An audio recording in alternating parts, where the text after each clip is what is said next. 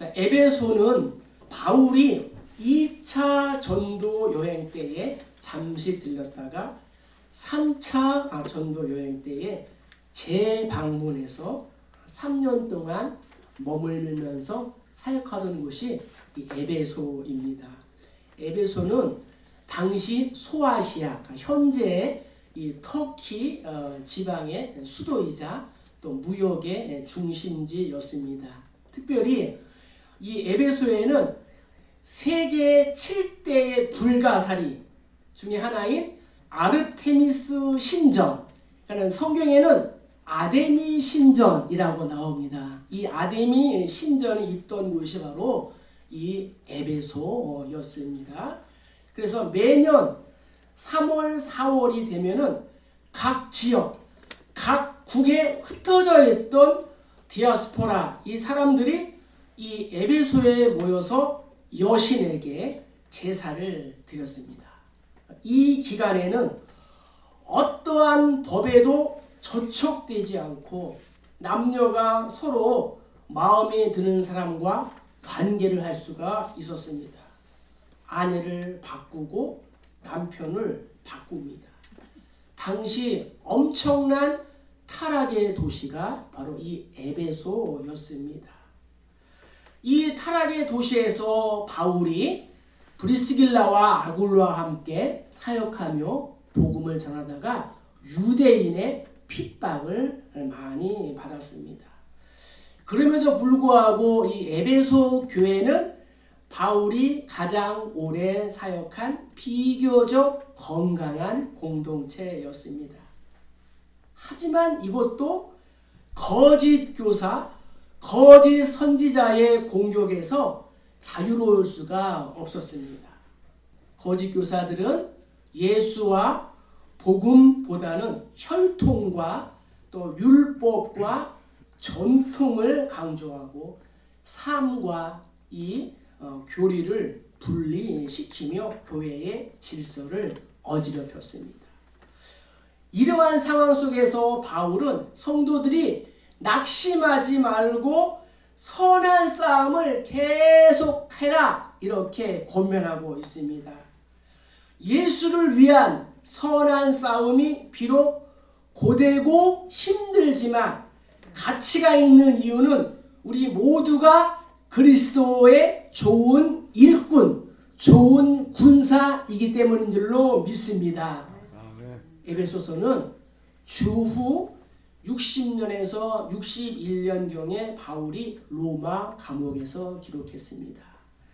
빌립보서, 골로새서, 또 빌레몬서와 같이 옥중에서 기록했다. 그래서 옥중서신이라고 불리기도 합니다. 바울은 몸이 비록 로마 감옥에 갇혀 있지만 그의 마음에는 찬송과 감사로 가득 찼습니다. 그래서 이렇게 외치는 거예요. 찬송하리로다, 찬송하리로다. 바울이 이 옥중에서도 어떻게 찬송하고 감사하며 살 수 있었을까요? 자, 우리 3절을 다시 한번 읽겠습니다. 찬송하리로다. 하나님 곧 우리 주 예수 그리스도의 아버지께서 그리스도 안에서 하늘에 속한 모든 신령한 복을 우리에게 주시되. 아멘. 하늘에 속한 모든 신령한 복을 주신 것을 알았기 때문이에요. 그래서 바울과 이 로마 감옥에서도 감사와 찬송을 하고 있는 것입니다. 현대인들이 왜 이토록 환경에 따라 흔들리는 삶을 사는 것일까요?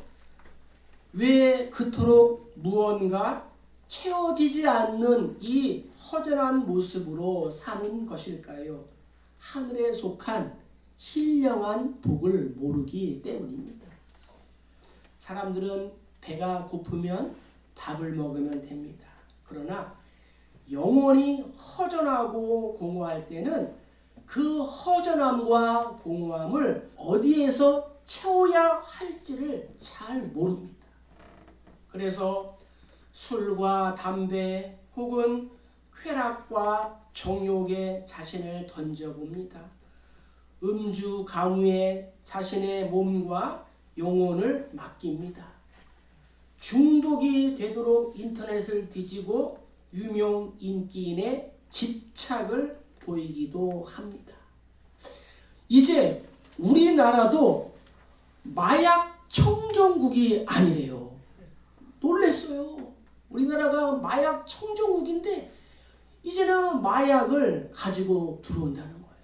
우리나라 사람도 들어오고 또 이방인들도 들어온다는 거예요. 심리학자들에 의하면은 마음의 상처가 많을수록 사랑의 결핍이 클수록 마음의 빈 공간, 웅덩이가 더 크다고 합니다. 그래서 그 허전함을 더 느끼고 집착증이 심하다고 하는 것입니다.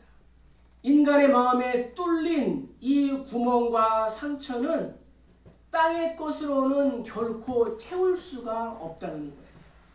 환경이 좋아진다고 해결되지가 않습니다. 왜요?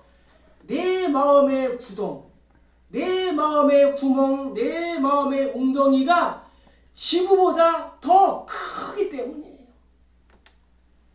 오직 예수로만 채울 수 있고 예수로만 메워질 수 있는 줄로 믿습니다.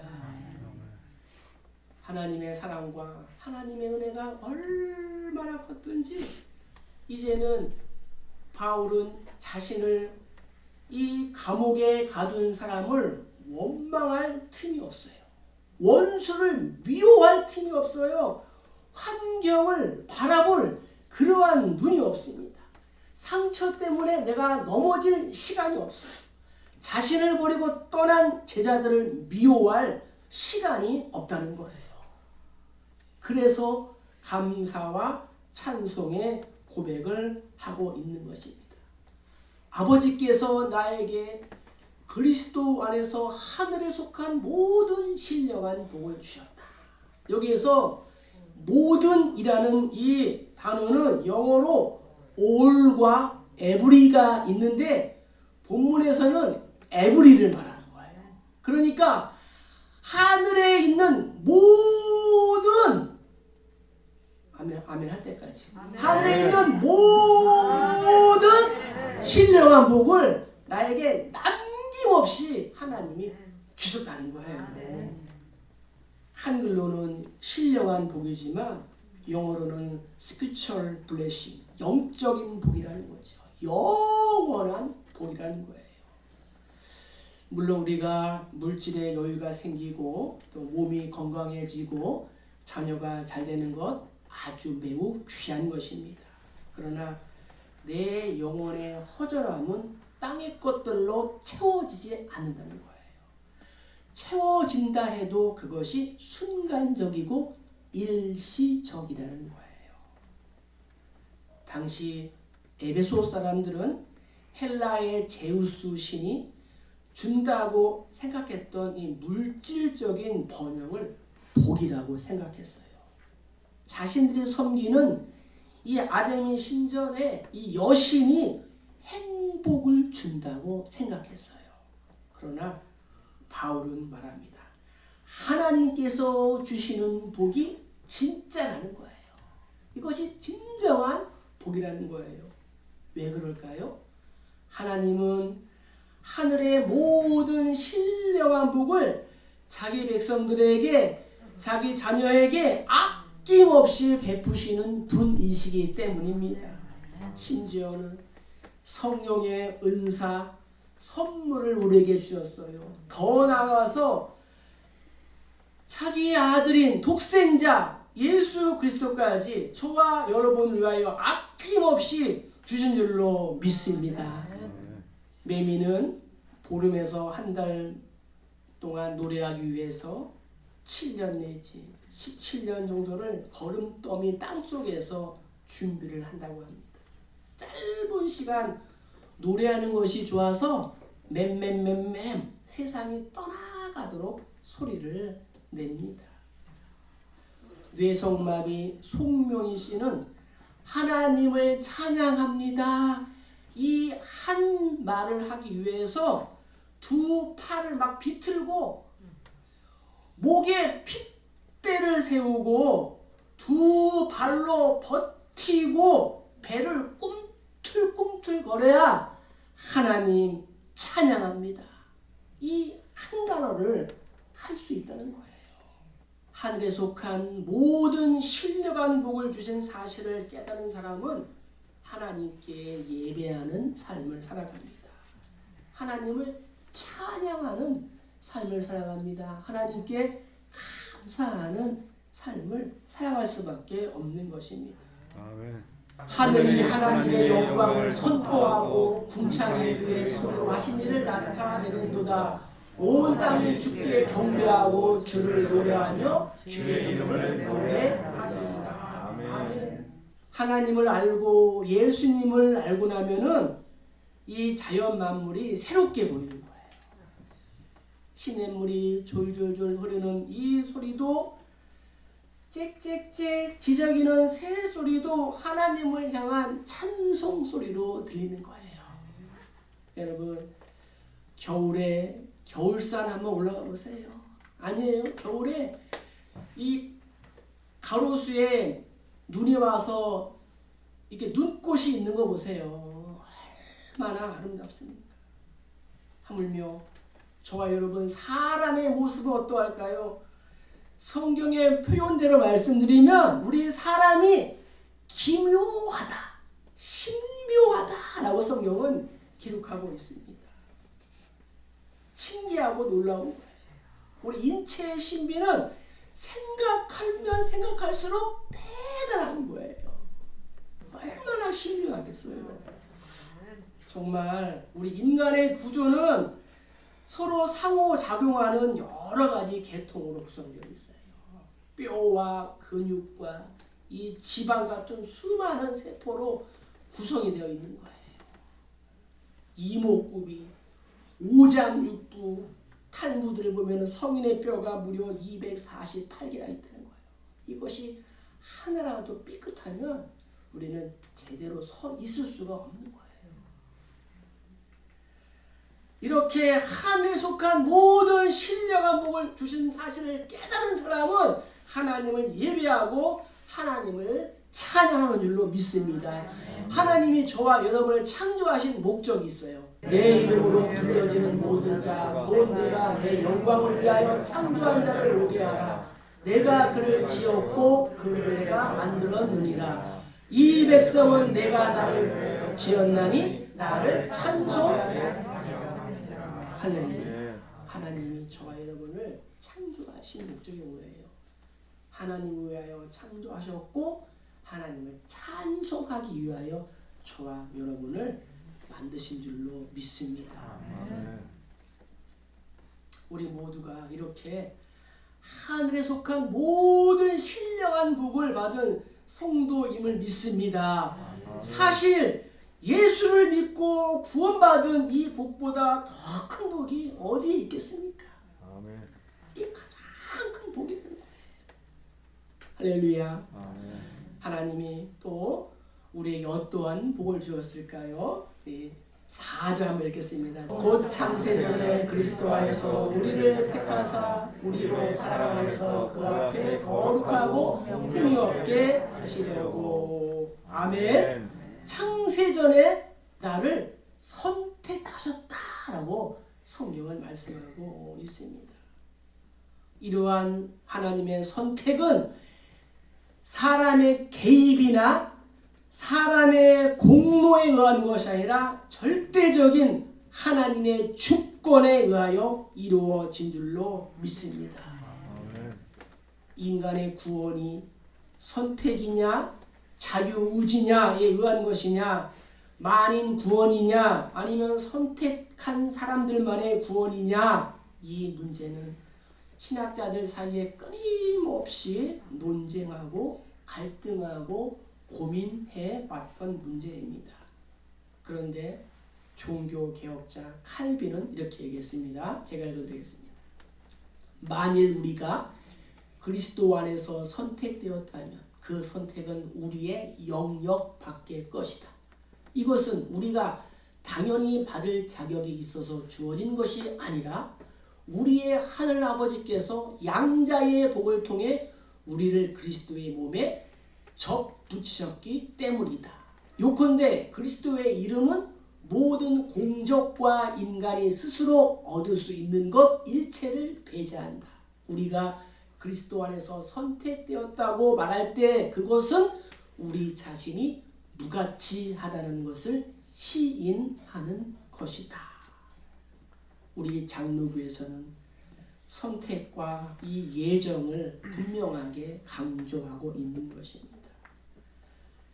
내 머리로 이해가 되든 안 되든, 내 마음으로 이해가 되든 안 되든 하나님께서 저와 여러분을 선택하신 것이 분명한 줄로 믿습니다. 아멘.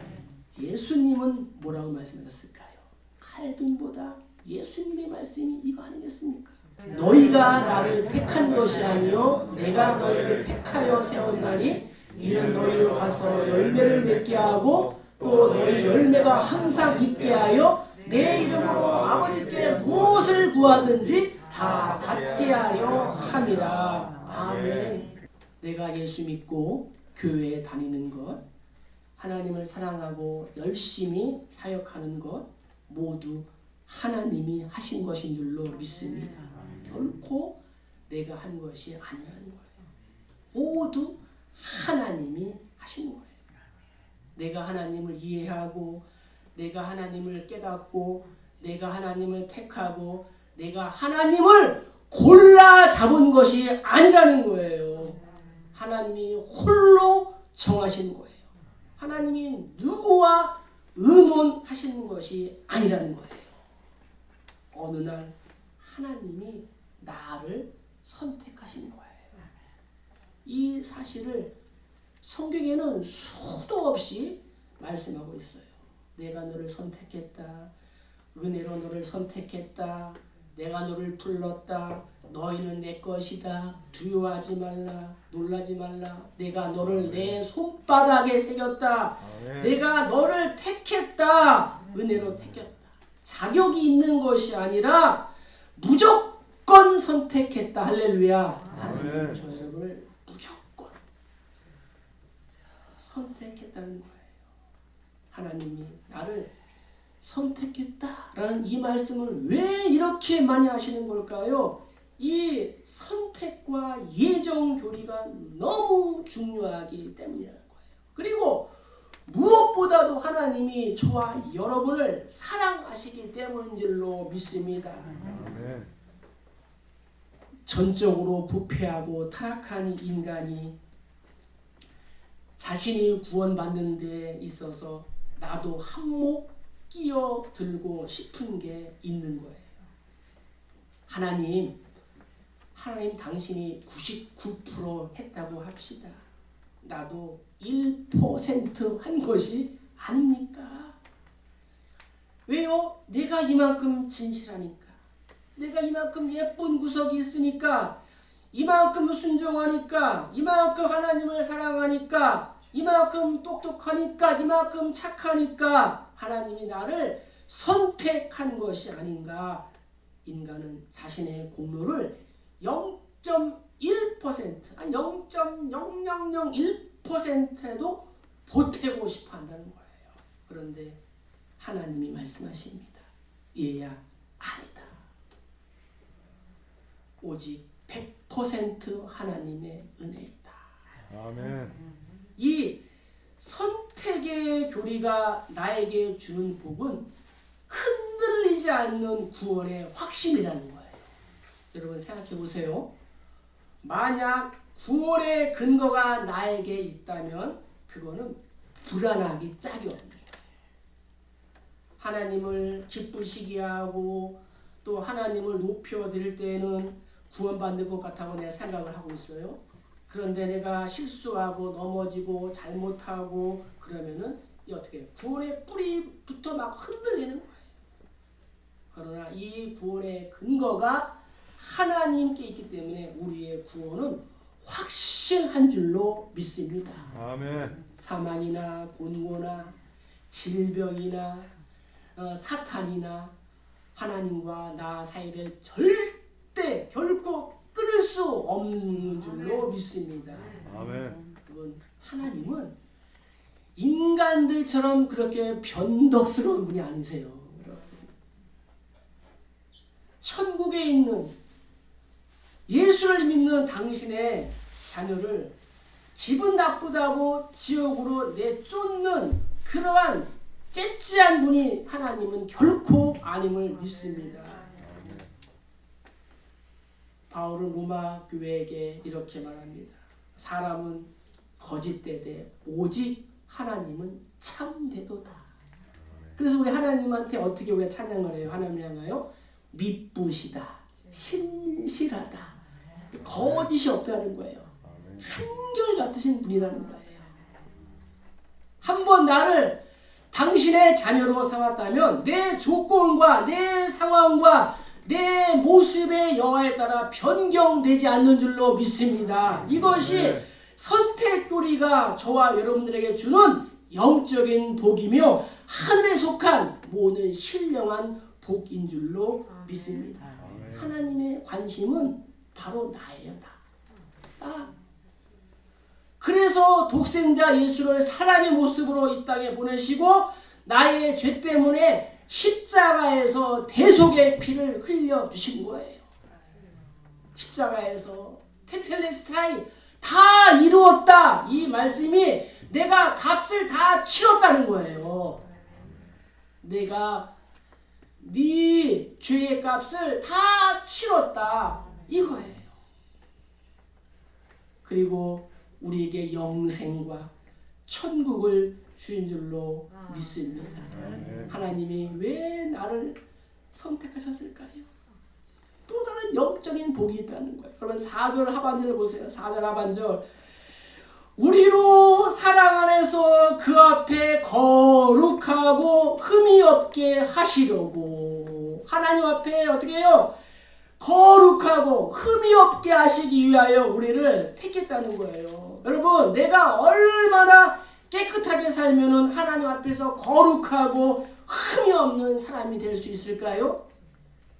나는 내가 깨끗하지 않고 거룩하지 않고 흠도 많다는 것을 잘 알고 있어요. 의인은 없나니 하나도 없다라고 성경은 분명하게 말씀하고 있습니다. 때로는 나 자신을 생각할 때에 아찔아찔할 때가 있지 않습니까? 가장 거룩한 자리에 있으면서도 미움과 추한 생각이 일어납니다. 심지어 성경을 읽고 기도를 하면서도 딴 생각을 하기도 한다는 거예요. 하나님의 일을 하면서도 분노와 상처가 꿈틀꿈틀거리는 거예요. 입만 열면 험담과 부정적인 말을 내뱉는 거예요. 이런 내가 어찌 하나님 앞에서 거룩하고 흠이 없는 존재가 될 수 있단 말입니까? 자, 흠이 없다. 이 말은 어떠한 뜻일까요? 헬라어로 아모무스라고 하는데 신약에 8번 정도 나옵니다. 결함이나 오점이 없는 깨끗한 상태. 그러니까 구약에서 하나님께 희생제사 드릴 때 어떻게 드려요? 가장 좋은 것 드리는 거예요. 그러니까 흠이 없다는 말은 구약에서 우리가 희생제사를 드릴 때에 제물에 흠이 없다는 그런 뜻이에요. 이 아모무스의 이 모무스라는 것은 그리스 신화에 나오는 조롱과 비난의 신을 말합니다. 내가 전적으로 부패하고 불완전한데 예수님의 사랑 안에서 흠이 없다, 거룩하다 이렇게 하나님이 인정해 주신다는 거예요. 그래서 이 조롱과 비난의 신인 모무스가 어떻게 해요? 두 눈을 크게 뜨고 내 죄를 찾는 거예요. 두 눈을 크게 뜨고 죄가 있나 없나 찾고 찾아도 어떻게 해요? 찾을 수가 없다는 거예요. 왜 그래요? 예수의 피로 깨끗해졌고 또 예수의 피로 우리의 흠이 다 덮어졌기 때문인 줄로 믿습니다. 아멘. 하나님이 법적인 선언을 한 거예요. 이것은 예수의 피의 완전한 능력과 완전한 거룩을 말합니다. 그래서 나는 죄인이지만 동시에 의인인 것입니다. 이것이 하늘에 속한 신령한 복인 줄로 믿습니다. 아멘. 자, 이제 하나님이 또 어떠한 복을 우리에게 주셨을까요? 자, 우리 5절을 읽겠습니다. 그 기쁘신 뜻대로 우리를 예정하사 예수 그리스도로 말미암아 자기 아들들이 되게 하셨으니 아멘. 마지막으로 우리에게 아들 양자됨의 축복을 주셨다라고 성경은 말씀하고 있습니다. 우리가 하나님의 은혜로 택함을 받고 양자가 된 줄로 믿습니다. 아멘. 하늘에 속한 신령한 복 중에서 가장 최고의 복은 하나님의 아들이 되는 복이라는 거예요. 우리는 신이 아니에요. 따라서 우리는 신의 자녀가 될 수가 없어요. 우리는 피조물이에요. 그런 우리를 하나님의 자녀로 삼았다라고 성경은 말씀하고 있습니다. 이것을 성경에서는 양자라고 해요. 양자. 원래 유대인 개념에는 양자라는 이러한 개념이 없습니다. 성경은 로마의 양자 제도를 빌려와서 설명하고 있습니다. 로마 사회에서 태어나는 자녀를 우리가 테크논이라고 해요. 양자가 된 자녀를 휘오스라고 말합니다. 그래서 영접하는 자, 곧 그 이름을 믿는 자들에게는 하나님의 자녀가 되는 권세를 주었으니, 여기서 하나님의 자녀로 태어났다, 이 뜻은 뭐냐면은 테크논이라는 거예요. 아시겠어요? 아멘. 내가 사람이지만 하나님의 자녀로 태어났다, 이렇게 하나님이 인정해 주신 거예요. 그러한 권세를 주신 거예요. 당시 로마 사회에 어떠한 귀족이나 부자에게 자식이 없으면 때로는 노예 중에서 아들을 삼는 일이 간혹 있었습니다. 이것은 놀라운 뉴스이고 노예에게는 천지개벽과 같은 신분 상승의 기회였습니다. 로마 황제 중에도 노예였는데 입양이 되어서 황제가 된 사람이 있습니다. 그 주인공이 로마 51대 황제인 디오클레티아누스입니다. 아마도 에베소 교회 성도들이 바울의 설교를 통하여 자신들이 하나님의 아들들이 되게 하셨다라는 말씀을 들었을 때에 아마 노예 출신인 황제를 머릿속에서 떠올렸을 것입니다. 로마법에는 양자는 친자와 똑같은 지위와 특권을 누릴 수가 있었습니다. 성도는 이 양자됨을 통해서 하나님의 맏아들이신 예수님과 함께 공동의 상속자가 된 줄로 믿습니다. 아멘. 여러분, 이것을 믿어야 합니다. 아멘. 예수님과 내가 형제라는 거예요. 이 놀라운 기쁜 소식이 또 어디 있겠습니까? 이것은 내가 하나님의 은혜로 이 양자가 된 것은 천지 창조 때보다 더 엄청난 사건이라는 거예요. 과거의 신분과 과거의 관계와 과거의 실수와 죄악과 허물 모든 것이 법적으로 새로워졌다. 그런즉 누구든지 그리스도 예수 안에서는 새로운 피조물이다. 이전 것 일어나서 뭐라? 새 것이 된 줄로 믿습니다. 이 엄청난 하늘의 복이 세상에서 부자 되는 것에 비교할 수 있을까요? 직장에서 진급하고 승진하는 일과 비교할 수 있겠습니까? 좋은 학교에 들어가는 것과 비교할 수 있겠습니까? 물론 우리가 세상에서 부자가 돼야 돼요. 진급돼야 돼요. 사업도 형통해야 돼요.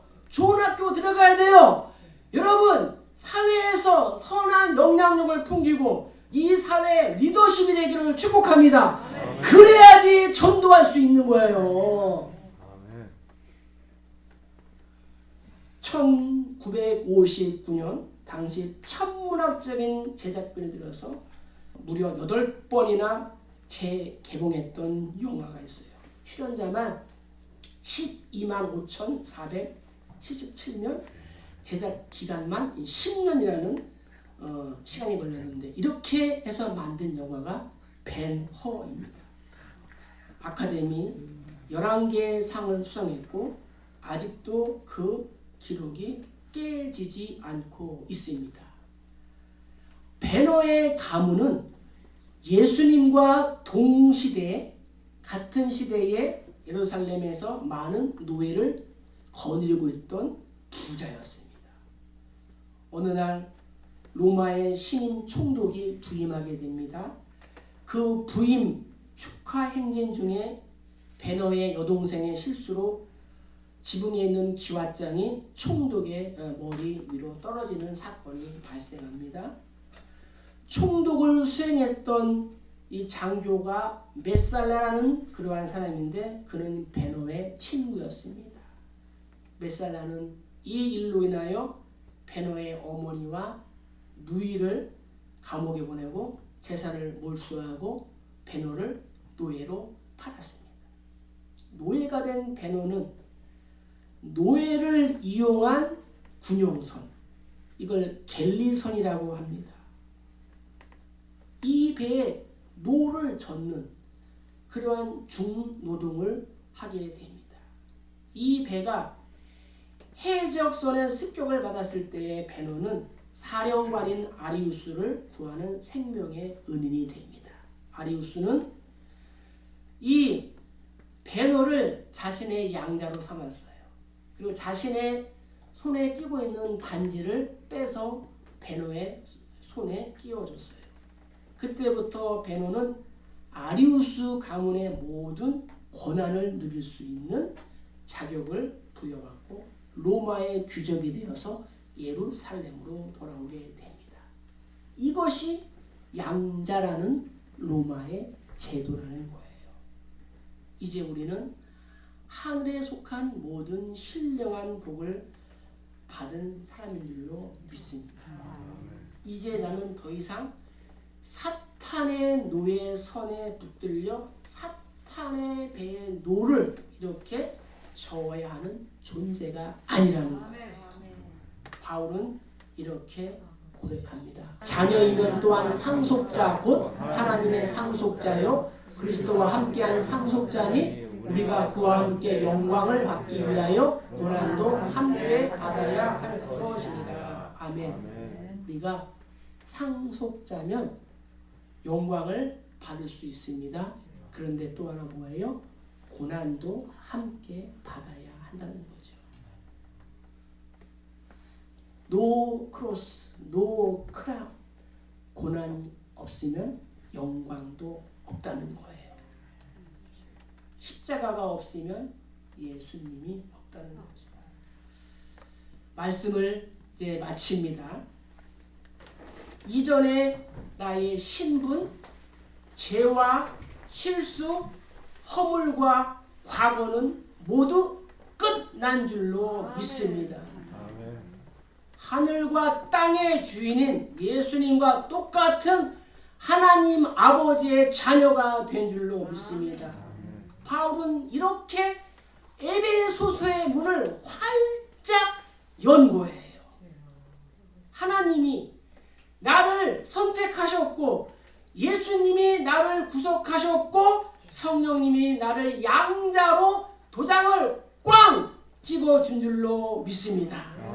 따라서 우리 모두가 하늘에 속한 모든 신령한 복을 받은 자녀임을 기억하고 날마다 우리의 남은 삶이 주 안에서 승리하고 형통하고 영광도 주와 함께 고난도 주와 함께하는 우리 모두 다 되시기를 주님의 이름으로 간절히 축복합니다. 축복합니다.